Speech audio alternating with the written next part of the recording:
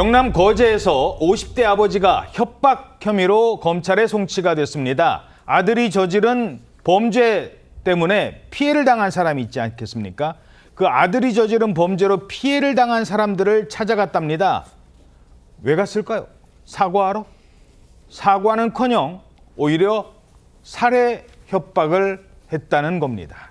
이 50대 아버지가 누군가 했더니 여러분도 아시는 그 사건, 이른바 해병대원들이 비비탄으로 그 애완견 이런 견주를 피해를 당하게 만든 사건, 비비탄 사건입니다.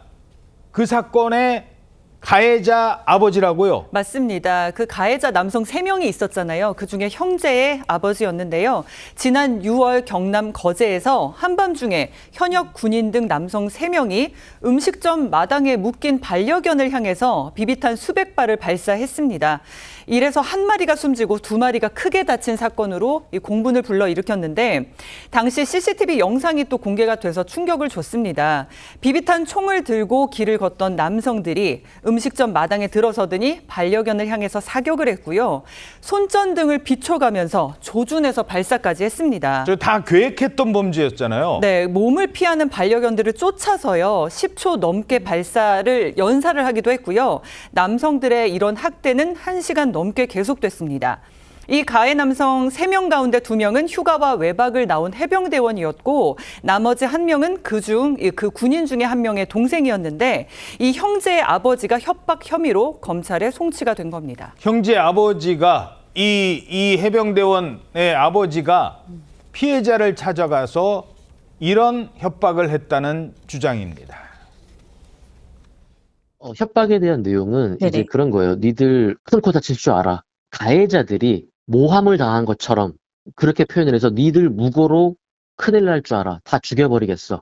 그러면서 손가락 욕을 하면서 그런 언행을 이제 하고 그 다음에 이제 굉장한 공포심을 유발한 뒤에 이제 자리를 떴다는 거죠. 큰 코 다칠 줄 알아라?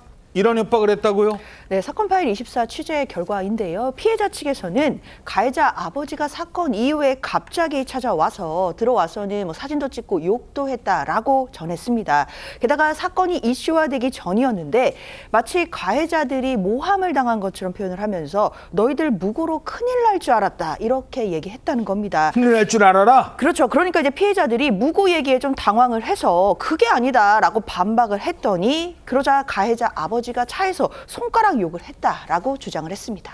이 사건 당시에 식당 주인은 누구한테도 사과를 받지 못했다라고 주장하고 있습니다. 저희는 사과를 받지 못했고요. 더 이상 이제 사과와 그런 건 받지 않겠다. 만나는 것도 하지 않겠다.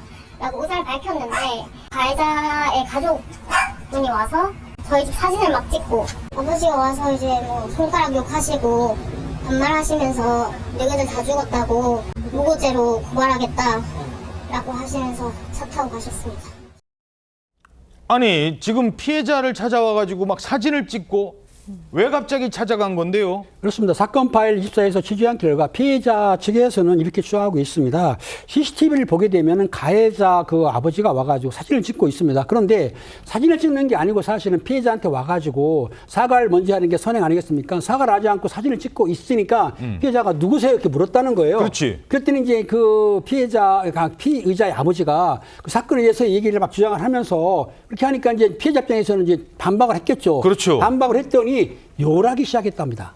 욕을 해요? 그렇죠. 욕을 하면서 급히 자리를 떠났다고 주장을 하고 있는데, 그러니까 이 피해자 측에서 뭐라고 말하냐면 사과를 하려는 목적보다는 아들의 진술을 신빙성이 있나 없나, 신빙성을 또 보기 위해서 현장에 와가지고 사진 찍은 거 아니냐, 그렇게 추정하고 있습니다.